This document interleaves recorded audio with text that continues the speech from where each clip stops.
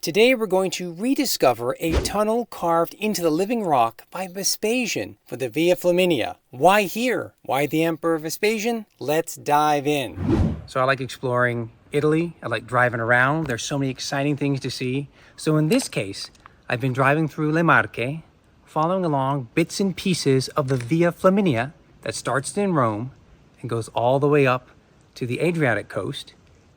This is an historic road that merits your attention. There are all kinds of sections that are preserved. There are bridges, sometimes in the middle of nowhere. But what I really wanted to see this trip was a tunnel that was created by the Emperor Vespasian between 76 and 77, adding to that very important Republican road, the Via Flaminia. So what he does in this gorge, which is today a state park, is he adds a tunnel that is so impressive, 38 meters long. But this is a very old path, and for a very long time, people were following along the river here, the Candigliano River, which is a tributary of the Metauro River. So it's dug out this canyon, it's dug out this gorge. And at this point, you have these two high mountains. They're about 900 meters high apiece. How do you get through this section? Well, the Etruscans right here make the first tunnel, and it's only 8 meters long. It's the Romans under Vespasian that will improve upon it. And it is a magnificent experience that you can have today in this state park. You get a little sweaty walking up here, but it's totally worth it to explore this history from the Etruscans to Imperial Rome to today. First, a few words about the Via Flaminia. In 220 BC, Gaius Flaminius commissioned the Via Flaminia. It was Rome's lifeline to the Adriatic coast, heading more or less directly north, linking the capital to Ariminum, modern-day Rimini. Now, this road wasn't a luxury. It was a military logistics at its finest, similar to the earlier Via Appia. Rome needed to move soldiers, messengers, and supplies fast, and that meant crossing the Apennines. But the central Apennines can be quite treacherous to traverse. Here at Furlo, cliffs shoot straight up out of the river. No switchbacks, no easy detour, and if you wanted to pass, you had to literally slice through the mountain. And you're looking at one of the tightest squeezes in Roman Italy, where the ancient Via Flaminia had to claw its way through solid mountain just to reach the Adriatic. And right here, hidden in the shadows of the Furlo Gorge, is a tunnel that's been in use on and off for over 2,000 years. So let's tackle the road, an earlier so-called Etruscan tunnel, and Vespasian's tunnel as the final solution to this arduous route. Along this narrow road, walking along the Burano River, you have not too much traffic, but what you do have is a nice protected walkway on our way to see something extraordinary, which is a tunnel constructed by the Emperor Vespasian. First, let's admire this setting. It's pristine, idyllic, now a national park. And the river below that cut this canyon has been dammed in the modern era, so it looks more like a lake as we stroll up to the tunnel. And believe it or not, as peaceful as it is today, up to the 1980s, it was still the main route of the modern Via Flaminia, which was the ancient Via Flaminia. The road was packed with cars until finally, 45 years ago, the highway was completed that allows you to avoid this passageway. But if you have the time, if you want to search out authentic monuments and constructions still in use in Italy, then definitely plan a visit here. Now keep in mind that the Via Flaminia was constructed in 220 BC, and there was a route here, but no tunnel. How do they do it? By skirting along the cliffs right here, with an open road carved into the side of the mountain. But there were inherent problems of stability, and we can see these massive 20-meter high terraced walls that were eventually installed. And later, a tunnel was cut roughly into the mountain,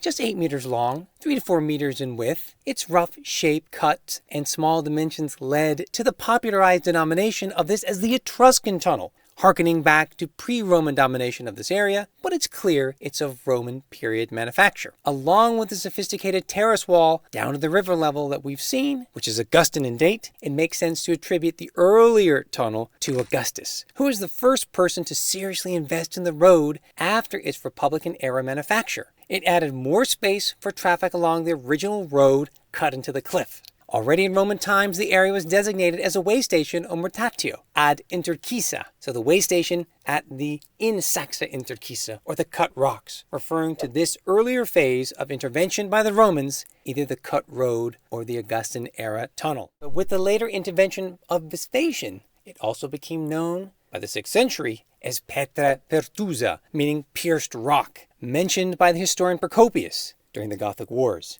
Even its modern name, Gola del Furlo, Canyon of the Furlo, or passageway, comes from the Latin term furulus, gangplank, or passageway. Now, Vespasian's work here was matched by his own rehabilitation of the entire Via Flaminia, ignored since Augustus' intervention. There are matching inscriptions that mark this important intervention at either end of the tunnel. Imperator, Kaiser Augustus Vespasianus, he's Pontifex Maximus. He has the power of the tribune for the 7th time. He's the imperator, he's the emperor for the 7th time acclaimed. He's pater patria, he's father of the homeland. He's consul of the 8th time. He's censor. He's the one who made this tunnel in 76 or 77. Master builder of the Flavian dynasty commissioned this monumental replacement. It's over 38 meters long, almost 6 meters high. It's carved right into the living rock. It wasn't a temporary solution. It was permanent propaganda in stone. And he didn't just make it wider, he made it imperial. His name is on it. And you couldn't pass through the Apennines without being reminded Rome, under Vespasian, dominates all. Sure, the original passage and tunnel remained in use, but they've been superseded by something much more safe and practical and rapid, the modern highway system. But still, wide enough for 2 lanes of traffic. In antiquity, it's even wide enough for 2 lanes of cars to pass through today. What was the legacy of this tunnel? There's another inscription on site on the western entrance in 246 AD, marking the order of Aurelius Munantianus, a non-commissioned officer of the army who carried out control duties here. Remember, it was always a way station in antiquity. His inscription was meant to commemorate a victory by the Emperor Philip the Arab against banditry in the area. Now, some brigands established themselves beyond the river on Mount Paganuccio, and to eliminate them, the emperor sent in soldiers from the Ravenna fleet. He then set up a police station on this side of the tunnel, manned by a detachment of 20 soldiers. Fast forward to the Gothic War of the 6th century and the subsequent descent of the Lombards. The Via Flaminia lost its importance as a commercial route, and instead it was managed by military troops, sometimes brigands, in search of easy loot. It became a strategically coveted transit point, particularly in this area of the Furlo Gorge. And the difficult and dangerous conditions for travelers, falling rocks, neglect, the actions of criminals, remained a constant feature for centuries. And it was only in 1860, after Furlo became part of the newly unified Italian state, that the area was finally cleared of bandits. A small church of Santa Maria, located on the eastern end of the tunnel, was built at the end of the 15th century on the ruins of an earlier structure, and its construction has therefore obscured part of that older stretch, the oldest stretch really, of the original Via Flaminia route along the cliff. Today, you can visit, you can see both tunnels, the older one, narrow and rugged, almost forgotten, and the Vespasianic tunnel, majestic, resilient, still doing its job, still a place to drive through with your car, leading you along your travels along the Via Flaminia.